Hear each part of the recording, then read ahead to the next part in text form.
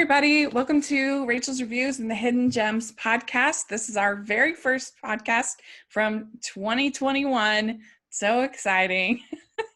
And I'm film critic Rachel Wagner, and Ryan is here. Hey Rachel, so great to be back with you for our first episode of 2021. We all made it, and we all should be grateful because it's a new year full of new possibilities, both good and bad. I'm just happy to be here. I'm grateful to be here, and here's to another year of this podcast going forward. Yeah, we did 2 episodes that were live in a row. And so we'd love to have your thoughts about what you prefer, whether it's the live stream or this edited version. Let us know in the comments if you have any preferences. But now we're back to doing our normal streaming picks that we do. And this is the idea behind this show is that we take a streaming service and we give you the hidden gems of that service. So these are not the obvious picks. These are a little bit deeper cuts in the catalog of the streaming service. That's the idea behind what we do here. And we started out with Disney Plus. It was originally just going to be Disney Plus, and then the pandemic kept going, and so we kept expanding. But today we are back with another episode of Disney Plus. I think this is our 8th or 9th episode of Disney Plus. And there's a lot of fun stuff happening coming up in the next little bit on Disney Plus. So that's going to be fun. We have WandaVision coming up, and then Falcon and Winter Soldier, and just so many different things that they announced at the investor meeting. And so it's going to be a lot of fun. Disney Plus is going to be becoming a very bustling place in the near future, with all the Marvel stuff, with all the Star Wars stuff they announced. It's like, good Lord, it was like watching the investor meeting. It was like, wow, like how many shows are they rattling off? It's going to get into the triple digits eventually. Like, they're planning stuff out to like 2030. Yeah, I think they announced over 100 different things at the investor panel, different properties, which is amazing.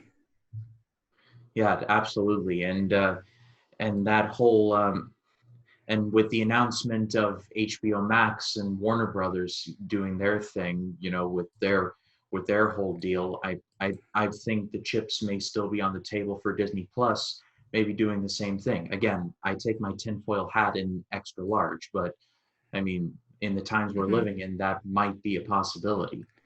Yeah, I could definitely see it for sure. Yeah, so it's a very interesting service. We did our streaming service ranking last time for our New Year's live stream, which was a lot of fun. And Disney Plus won the episode and got the most points from us, the strongest, our favorite service of all the streaming services. And I think it comes a long way on its curated catalog. I think we gave it a perfect score as far as that. And so that's what we're mostly going to be talking about. I think all we're going to be talking about is that group of previously released classics that we're going to talk about today. So we have 5 recommendations each, and let's dive in. Let's start talking about it. So my first recommendation for Disney Plus is Fantasia 2000. Now, Fantasia 2000 is definitely not as good as the original Fantasia, in my opinion, at least. I think it feels much more lightweight than the original Fantasia.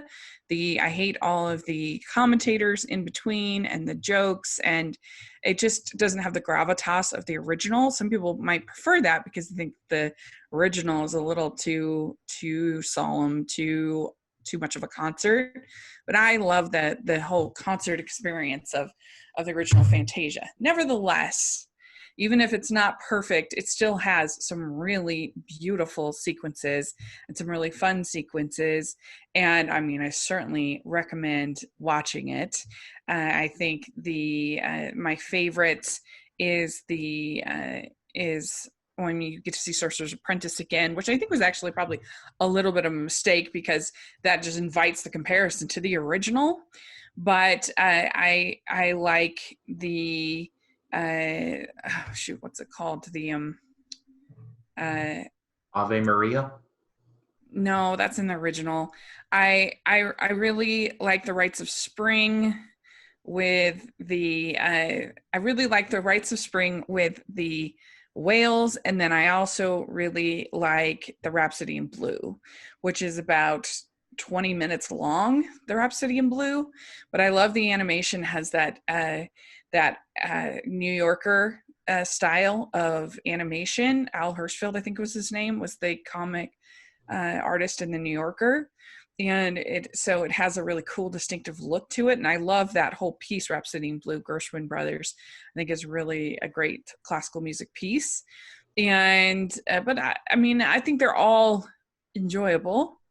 And and since you're watching at home, you can just fast forward all of the quippy and interlude sections and celebrity oaths, which don't do much for me personally. So I think it's definitely worth checking out. Yeah, I have never seen this movie. I remember seeing the original Fantasia a very long time ago, but I do remember liking it. But I think Mm-hmm. the main complaint that I've heard with Fantasia 2000 is that the celebrity cameos tend to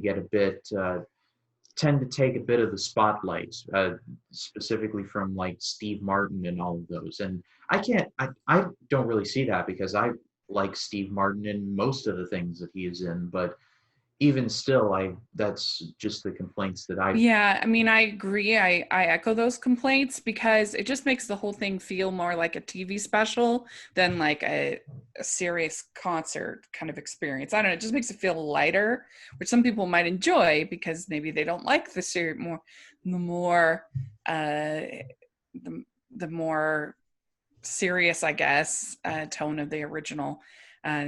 So I don't know, but for me, all the like cheesy puns and things like that, I could just do without all of that and just watch the segments, which is you can do with your little fast forward. Yeah. So I'm not sure if any of you have ever heard of this, but originally Walt Disney wanted Fantasia to be like a recurring series that yeah. happened like every couple of years or so. Mhm. And Fantasia was a financial disappointment. It made money, but even still, it was determined that it really wasn't worth the effort. And I would have loved to have seen that because Mhm. Disney really had a lot going for them in terms of filming nature specials and travel specials. And I thought I think Fantasia would have been an excellent vehicle to show off just the beauty of hand-drawn animation. But we're looking at this Yeah. through 2021 vision, and we've got to consider that was made in like the late 40s, early 50s, and so money and Yeah. box office was just considered to be far different back then. So Well, and over the years, they had a bunch of attempts to start a new Fantasia, and so we got music-based shorts quite frequently from Disney, but this was the only time that they were officially kind of declared it Fantasia. But we got things like the Little Match Girl in the '90s. That was all music. There's Peter and the Wolf would be another one. You have Make My Music. You have Melody Time.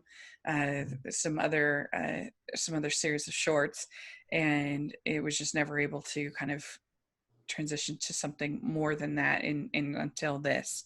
And I would love, I mean, one of the nice things that we could possibly someday get with Disney Plus is a new official entry in Fantasia. I think that would be awesome. yeah, and with the benefit of streaming, in that you don't have to really worry too much about box office receipts. You can get Hmm. experimental with that kind of stuff. Yeah. Agreed. So what is your first pick? So my first pick is a live action movie from 1993, and it is called Cool Runnings. This was directed by John Turteltaub, who was very big in the late 80s and early 90s. He directed movies like While You Were Sleeping, which I believe Rachel you recommended a very long time ago, but also directed both the National Treasure movies and recently The Meg, which people hate for some reason, but I have to shrug and say it's a movie with Jason Statham and a gigantic shark. Were you expecting Shakespeare? But that's another story for another time. But Cool Runnings is based on the true story of the first Jamaican bobsledding team. And the movie starred John Candy, one of the greatest of all time, taken from us far too soon.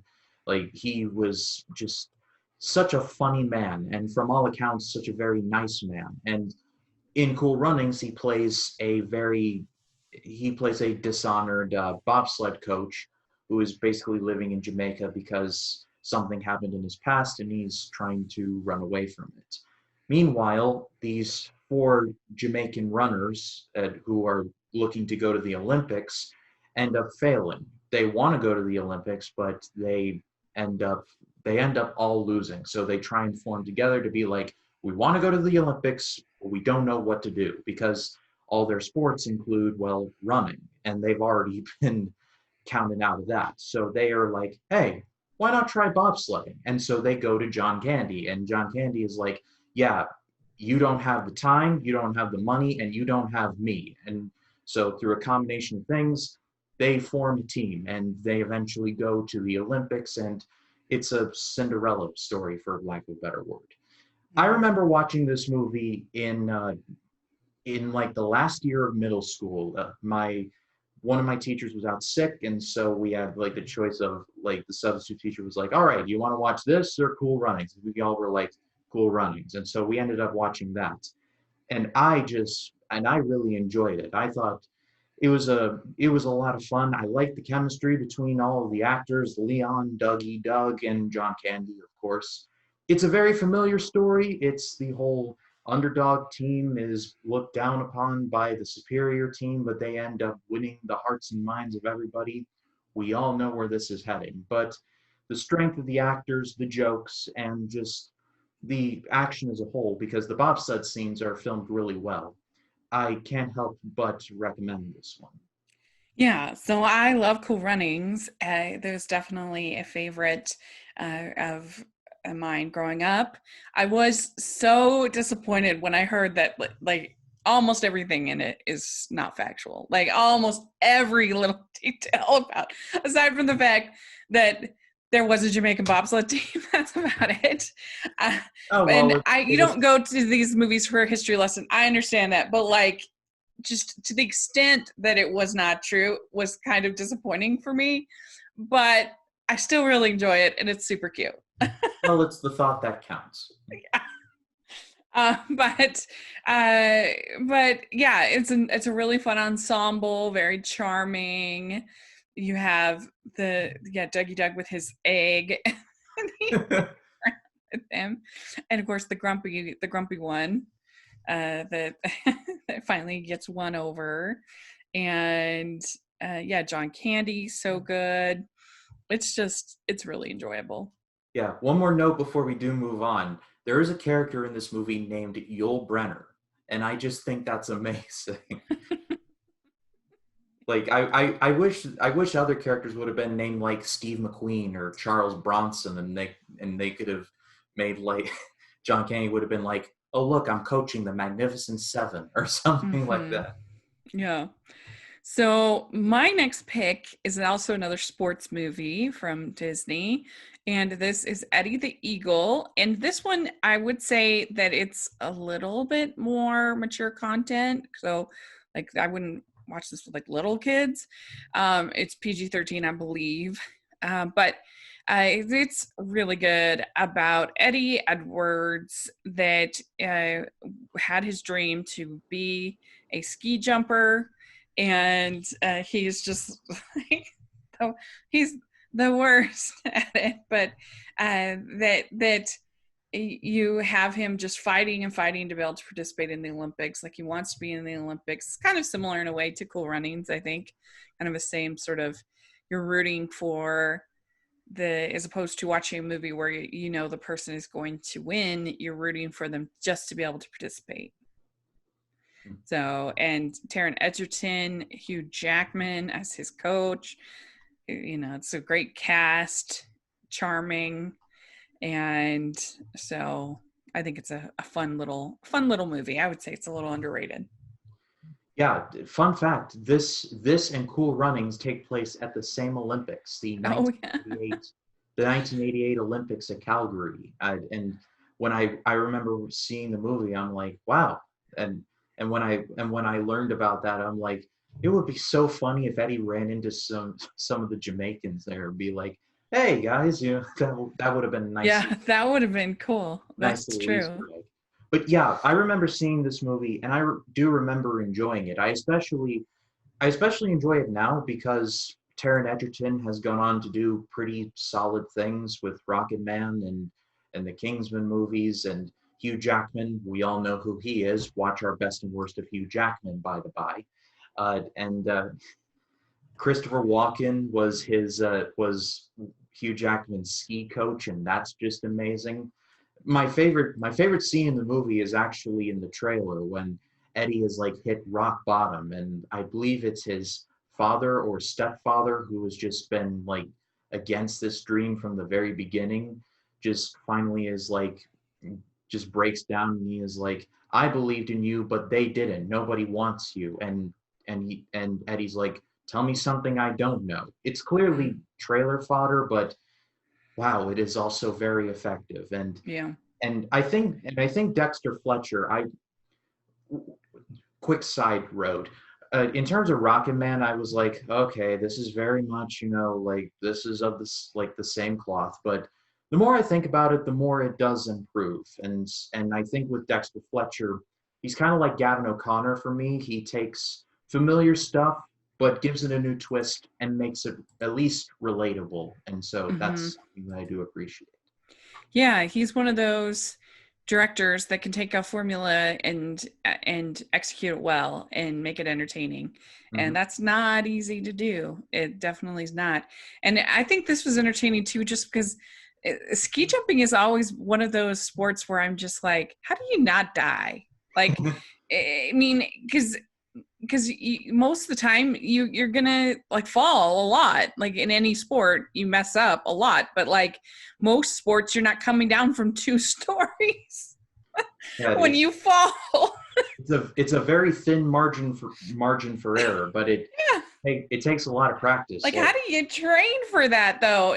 Because it's not like you can kind of make it when you're jumping from 2 stories. I don't know. I used to watch the X Games and the Winter X Games every year, and I was just consistently, floored by how those men and women were just. They were able. Like, how do you not die? They were able to do the stuff like the moguls, these little bumps, and they're like do do do do do do do do, and I'm like, how do you do that? Do you just find one of those like ball things and be like jump for the round and the thing? Or like Shaun White, who's there on the half pipe and he's going around, and like, man, he must have fallen down so many times to be able to get as many perfect 10s as he did. Yeah, but at least that's like a normal height. This is like not even what I say. I don't know why I said 2 stories. It's like 12 stories. It's way high. Like, I don't know. I just think that's really funny. But just keep this form. All right, now what else? Right. There's a funny Seinfeld bit that he does about the Winter Olympics, and he's like, most of these sports, it's just like, please don't die, please don't die, please don't die, don't die. Yeah, that's definitely a Jerry Seinfeld joke. And he says that they should have the involuntary skeleton next to him. Just take somebody off the street, stick in the but what is your next pick? So my next pick, list disappeared on me. I'll make an edit here.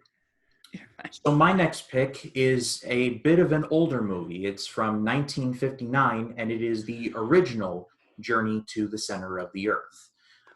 We all know the Journey to the Center of the Earth book, written by Jules Verne, and maybe some of you might know the Journey to the Center of the Earth movie, which starred Brendan Fraser back in 2008. I'm talking about the original from the late 50s. Okay, I wasn't sure which one you were picking. I don't know And which one's on Disney Plus. So.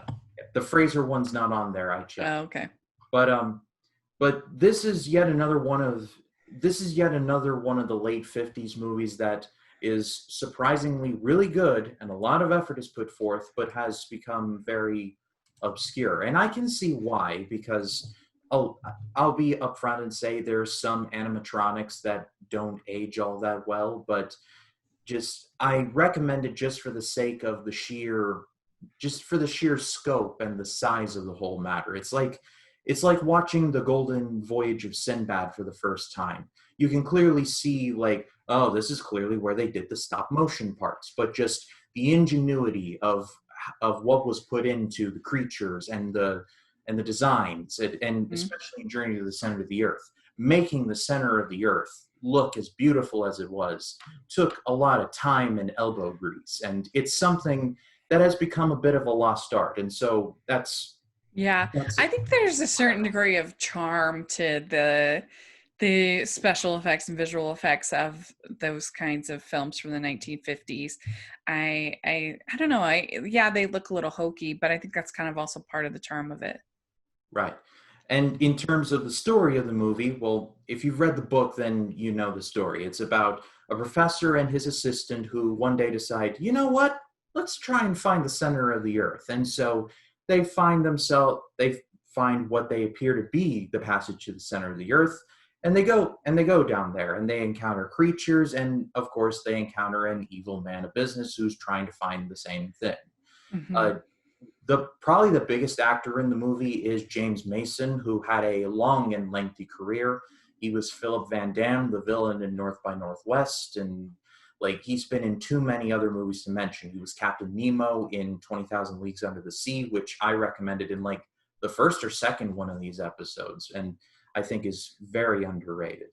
Like he smokes seaweed cigars. Like that's a real man right there. But side road. I recommend this movie. Just it's like a time capsule of film techniques that have become lost to history.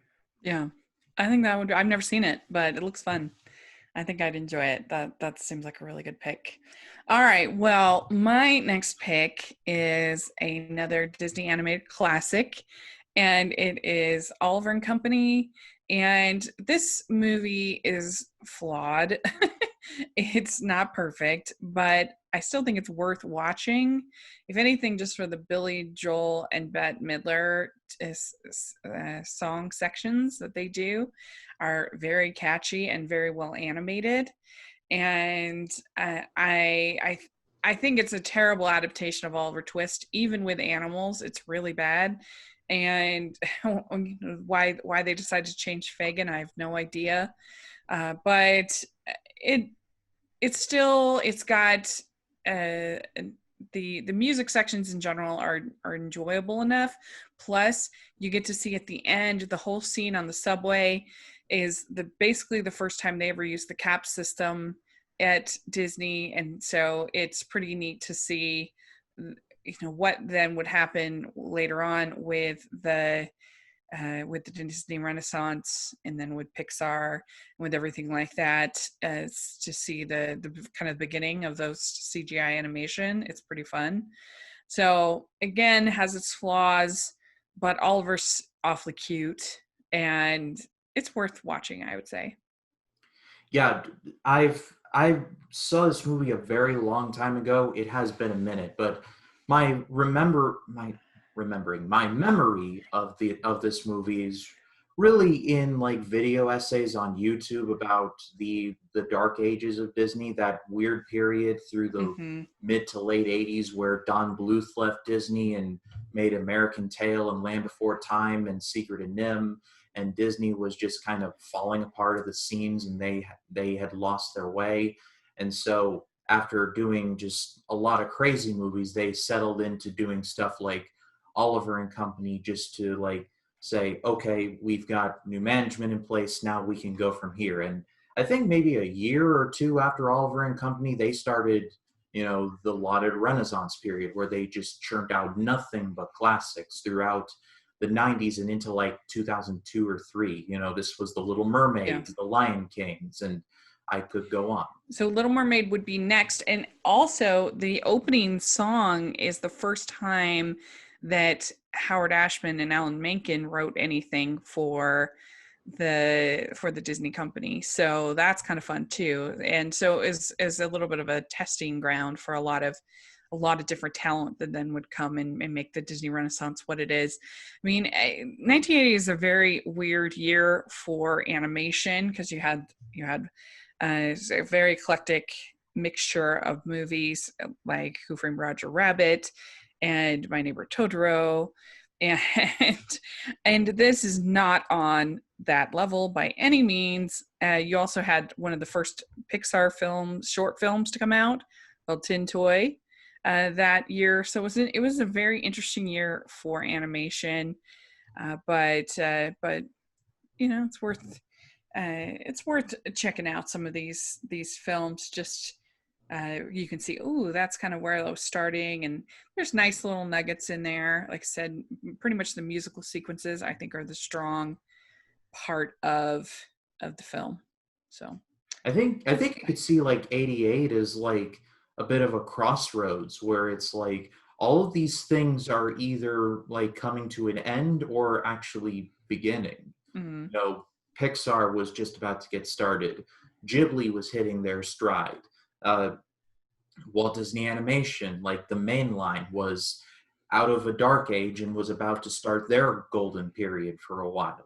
It was like yeah, you could see 88 as like a yeah, fulcrum point to where and everything just takes off. yeah, and The Land Before Time that came out, I think it came out the same day as Oliver and Company, if I'm not mistaken. So I would love to be a theater employee that day. yeah, Kids be like, I want to go see that one. It's sold out. Oh, we got to go to the other. a lot of crying kids probably with those As movies. someone who worked in the theater for over 3 years, ooh, I have some war stories. I mean, I enjoy Land Before Time, but I have to say, I don't know if it holds up super, super well as people think, just because, man, they lay on particularly the narration is so heavy-handed in that movie. I mean, they don't just let you appreciate what is happening in the story. They have to have this narration, like Littlefoot saw his mother, and what is it? Like I'm like, I get it, I understand. Is the ending as sad as people make it out to be? It is sad, but it's kind of, I'm not gonna say it's ruined by the narration, but it doesn't help that there's this really corny narration basically telling you what's going on. You're like, yeah, I understand. And Littlefoot, when he stepped in to the promised land of milk and honey or whatever, I don't know what it is, but it's very over the top, this narration. When I watched it for family movie night, I was like, oh, that wasn't as good as I remember it. So yeah, what are you gonna do? All right, well, what's your next pick? So my next pick is a movie that I want to say has gone under the radar, not totally forgotten, but it's just, I think people have slowly just kind of disregarded this one. And I think it's a shame, because I think it was one of my sleeper favorites of 2014. It was a pretty loaded year for movies, and it's called Mm-hmm. Big Hero 6. I don't know anyone who doesn't like this movie. However, in terms of talking about like modern Disney, like in like the 2010s till now, it's like, oh, talk about this, and like Big Hero 6 is like off in the background. And I'm like, did we all just collectively forget about this movie? Because it's actually quite good. Uh, it tells the story of a boy named Hero, kind of subtle, but but he creates this technology which ends up getting stolen. And his brother created a robot named Baymax. Hi, I'm Baymax. And Yeah. and Hero and Baymax quickly form a friendship. And Hero meets up with other his fellow students, and they form a super team. And they take on the villain, who's voiced by James Cromwell, who has basically microbots at his beck and call. Uh, I really do enjoy this movie. I think it's got a really good story and a good message. It's very funny at times. Baymax is an absolute delight. I love the world of San Francisco. When it comes to like blended cities, it can be a little distracting at times, but in Big Hero 6, the mixing of the Asian and the American stuff, I think, really does work. The Asian themed Golden Gate Bridge and like the Asian themed Coit Tower. I thought it was all very well done. And the ending, wow, the ending is just it is intense stuff. And in like Baymax's final moments where he's like, "Are you satisfied with your care?" And Hero's like, "No, I don't want to go." And Baymax is like, "Are you satisfied with your care?" And Hero is like, "Yes." And Baymax just lets go. It's like, oh my God, I'm in a glass case of emotion. So yeah, I think this movie is. I think if it were to come out in literally any other year than 2014, it would be talked about more. Because consider 2014, we got Captain America: Winter Soldier, Guardians of the Galaxy, Dawn of the Planet of the Apes, Nightcrawler, Whiplash, and that's just some I can name off the top of my head. But I think if Big Hero 6 had come out in like 2013 or 15, people would be putting it on the short list for best animated movie of the decade, or at least in the top 5. And that's my stance on it. Well, I feel like this movie got a little bit of backlash because it won the Oscar that year, and the people thought that it shouldn't have won over How to Train Your Dragon 2. I mean, the Lego movie wasn't even nominated, which is absolutely outrageous. But the Song of the Sea was nominated, so which is a movie I adore and love. But I probably wouldn't have nominated the Leica movie that year, The Box Trolls, even though I do enjoy it. I think that Lego movie is certainly better than that. But anyway, there were a lot of movies that were really good in the animated category that year. And so when it won Best Animated Film, Big Horse 6, it was kind of at least the animation community was sort of felt like, oh well, this is overrated and it's just Disney winning everything. And I get that, but I still really like the film. I mean, Baymax, get out of here with Baymax. He is so cute. I mean, doesn't everybody want their own Baymax? I know I do. And I loved the relationship between the two brothers. It is very predictable, like what is going to happen. And also the villain reveal is very predictable because we've seen that now from Disney a billion times. And I miss the day when we just had an evil villain. A straight up unabashed villain. Yeah, from Disney. Someone gets Skeletor on the phone. Yes. I mean, we had it for so long. And with with of course with Scar and Ursula and Maleficent and just great villains. Cruella de Vil, she wants to kill puppies for goodness sakes. Like To make a coat. make a coat. I miss that kind of villain. I miss it. And it's really been since Facilier, I think. I'm trying to think if there's been any Disney animation, any like true villains since him. I don't know. Mother I mean, I guess Mother Gothel. Gothel. I was going to say Mother Gothel from Tangled. Yeah, Mother Gothel. But that's been over 10 years. So we need villains. So I understand. That was very predictable. But I still just love Baymax so much. I love the moment when when Hero says Tadashi is here, Tadashi is gone, and Baymax says he is here, and that whole scene is so moving and lovely. And after they had such a successful film about two sisters with Frozen, it's nice for them to come and now do this movie about two brothers, which I really enjoyed. I also agree with you about San Francisco. I thought that was very creative, and Disney doesn't have very many films in like an urban environment. Most of theirs are kind of in the country or in some kind of fantasy type environment. So, I mean, Oliver Company is one of the only other ones that is actually in 101 Dalmatians for part of it, at least. And so it's kind of refreshing to see sort of more urban environment for Big Hero 6.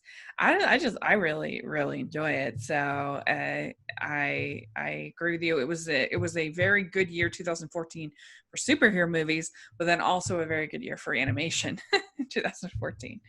So You did there a we good go. you did a good job. Have a lollipop. Yeah. All right. Well, my next pick is called Because of Winn-Dixie. And this is a sweet little movie about a little girl who has lost her mother. Her mother just literally left. And so she just has her dad. And they live in a small town in Florida. And one day she ends up finding this dog in the middle of the Winn-Dixie, which is the supermarket there at the time, and she kind of adopts the dog, and it's just a simple little movie about her and her friends that she makes along the way. It's kind of similar to Pollyanna, like that. Cicely Tyson is in it. Eva Marie Saint is in it. Dave Matthews is in it randomly. Jeff Daniels plays her dad. It's it's a sweet little movie. Anna Sophia Robb is the little girl, and yeah, I think it would be a great one to watch with the family, and especially if you like dogs, if you're a dog person. It's a fun little movie. Yeah, and even though I'm a cat person, I still do enjoy this movie a lot. This was directed by Wayne Wong, who actually directed Last Holiday, and I believe Rachel, you recommended that one a long time ago. Last Holiday Oh, with oh yeah, I love that. and she goes to the hotel after she learns she's dying. I Love that recently movie just to pieces. rewatched that.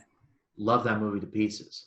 Yeah. But yeah, I remember watching this movie a few times when I was younger. I think my favorite scene in the movie is when Anna Sophia Robb can't sleep, and so she and her father Jeff Daniels have the talk about what's 10 things that you remember about mom. And I remember this one part sticks out to me all the time. And when he says she couldn't cook, she burned everything, including water. And literally the entire time I was like, how in the world do you burn water?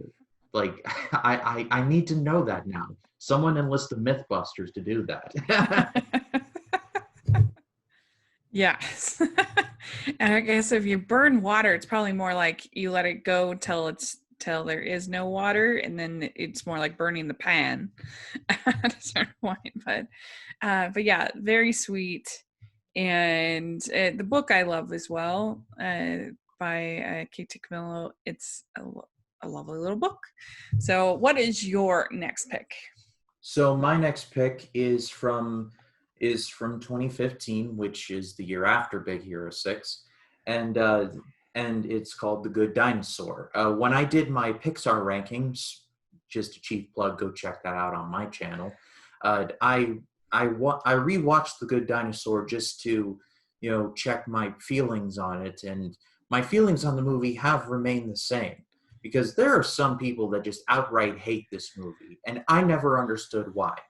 It's on the lower rung of Pixar. I'm not going to say that it's some misunderstood piece of genius because I don't really think it is, and it especially is overshadowed by Pixar, who has a pretty like loaded rogues gallery. But Hmm. ever since I saw this movie in 2015, I've always enjoyed it, at least from a story perspective, because for me, I think it's a really good story. It's the story of a dinosaur named Arlo who is trying to find his way and feels really self-conscious about himself, but then he gets separated from his family. And so he and this wild, I want to say Neanderthal boy become friends, and they have to find their way home together. And they come across all sorts of creatures and trees and birds, and they encounter Sam Elliott as a dinosaur. Like, this movie should have been beloved just by making that casting choice alone. The stranger from Big Lebowski as a dinosaur. Why isn't that a license to print money? I refuse to guess, but I I've just never understood why people disliked this movie. I mean, I feel like this movie got a raw deal, especially in 2015, because a little movie called Inside Out came out that same year, and we all know what Inside Out is. So I think if The Good Dinosaur had literally come out like a year afterwards or 2 years after, I think it would have been treated a little better. But I don't know. I recommend it because I think it's a good Pixar movie, and apparently, according to Pixar logic, good equals bad. Yeah, no, I agree with you about The Good Dinosaur. I've always been a kind of a defender of it. I think that it it obviously it does have its flaws, but I think it's a sweet little movie. I feel like I keep saying that for all these movies today, but it's just there are a lot of sweet little movies today. But I really like Arlo and Spot. I think their relationship is really nice, and I think the animation is beautiful, and I think that it has poignant parts, it has funny parts. I don't know. I just enjoy it. It's been a while since I've seen it, but I do feel like it's definitely an underrated in Disney Pixar film for sure. And it's hard because it came out the same year as Inside Out, which was so beloved. And I don't know. I think it's good. I like it. So I'm glad you picked it. All right. Well, my last pick is the documentary Jane. And this documentary, it goes back and tells the story of Jane Goodall. And it does it in a very easy to watch way. This is not like a boring documentary. You get tons of footage of her when she was younger, and that she wasn't like college educated. She wasn't like a sophisticated scientist and everything, but she just had such a bond with the animals and her relationship with the animals, and also just kind of her fighting for respect from the scientific community as a woman. I think it would be a really good one to watch as a family and to talk about. And yeah, I enjoyed it very much. Yeah, Jane Goodall is someone who I've heard a lot about, and I'd like to read at least a book or something about her. But I mean, I Hmm. guess this documentary sounds like a good place to start. And Yeah. judging from her biography, it's further proof that you don't have to go to college to make yourself into something. I mean, it's nice, sure, but I've learned more outside of college than in it. So, Yeah. and I have a sweet job because, I mean, partially because of it, but also because of my experience. And Right. I think if Jane Goodall proves anything, and I'm not trying to compare myself to her because like she's here and I'm like way over there, but if Jane Goodall proves anything, it's that you don't really you can learn skills like through life and apply that to something you love, and that can bring you great wisdom. Mm. And that was Botched Philosophy with Ryan Cam, ladies and Yeah. gentlemen. No, I agree. I mean, nobody loved college more than me. I had a great experience, but I still Glad you liked it. I did have a great experience, but I still don't think it is essential. And I think that that as far as like usable skills, I didn't get much. It was more a social experience that was positive in my situation. But I certainly don't think it's worth going into mountains of debt for. But that's another conversation. So Jane, she's just an incredible person, and I think this is a really good documentary, and it would be a good one to watch with your family. So, what is your final pick? So my final pick is the Robin Hood animation from 1973. And Mm-hmm. I believe on our first HBO Max episode, I recommended The Adventures of Robin Hood from 1938, which starred Errol Flynn. And I still maintain that that is the best Robin Hood movie ever made. However, this animated movie is a close second in my opinion. It's got a lot of funny jokes in it. It sticks relatively close to the Robin Hood legend, so you don't have to be too intimate with it to get everything. I like the chemistry between Robin and the Maid Marian. I thought that was really nice. And I also like the opening song, Robin Hood and Little John walking through the forest, laughing back and forth at what the others has to say. Like that's such a cool song. And the opening sequence where Robin and Little John, my brain, Little John portray like the princes, and they're like and they go after Prince John, and they steal all of his rubies and stuff, and only the Yeah. only the snake sees it, and he's like, "Your Highness, you gotta shut up," and slaps the snake. Yes, It's you little rascal, where are you? it's such an underrated opening sequence, and it can only really be taken seriously in an animation. So there that is.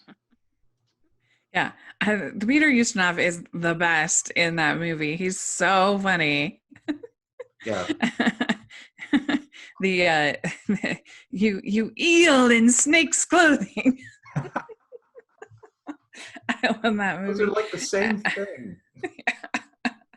um, I I love Robin Hood. I have a hard time being objective about it. It's one I have a huge bunch of nostalgia for because it was one of my dad's favorites is Robin Hood. Robin Hood and Jungle Book are my dad's favorite Disney movies. And so I have a lot of nostalgia watching them.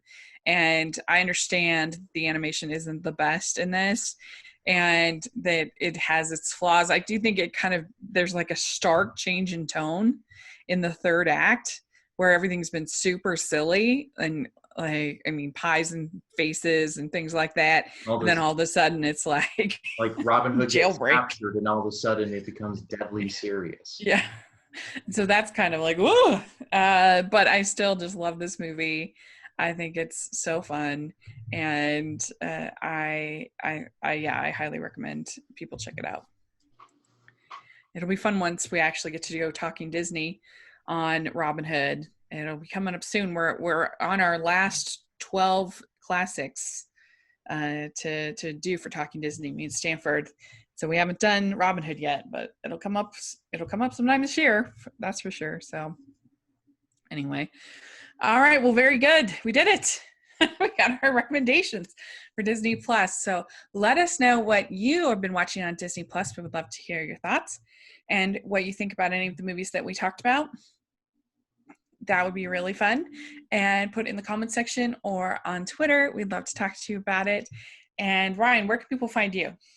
They can find me on Facebook, Twitter, Instagram, and Letterboxd at RyanCam20. Then there is my YouTube channel, which is just called Ryan Cam. I'd like to say thank you for everyone for an epic 2020 over on my channel. It was the best year that I've had on YouTube, and it's a lot of it has to do with all of you watching. So thank you very much. We're recording this on a Monday, which means the first AFI project video for 2021 on MASH dropped today, so go check that out. On Wednesday, I'll be talking about the Hitchcock classic North by Northwest. And then on this coming Sunday, I'm going to be reviewing every single Michael Bay Transformers movie. Your pity is greatly appreciated. Thank you. But a lot of content coming to the channel, so please be sure to check that out if you haven't. Wow, every every Transformers movie. It's Whew. it's like walking through quicksand, but I've rewatched. I thought I was a glutton for punishment doing all the Pirates movies in the fall. You should wait until and see what I have for February. Oh my gosh. Well, that will be fun. I'll look forward to that. And so, yeah, you can find me at Rachel's Reviews, all of our social media, iTunes, YouTube, and on Rotten Tomatoes. So check that out. Also at the Hallmarkies podcast, we have a really fun interview this week with writer Riley Weston. And I think anybody, even if you don't watch Hallmark movies, you'll enjoy the interview. She's a lot of fun, and it's just, she has a kind of a crazy life. So it was a good one. So check that out over there at Hallmarkies Podcast, and let us know if there's any services or streaming movies that you would like us to check out. We'd love to hear your feedback. And we have our patron group, which is a lot of fun. We have watch-alongs and other benefits. And then we also have our merch store, so check that out. And thanks so much, and we'll talk to you all next week. Bye, everyone. Bye.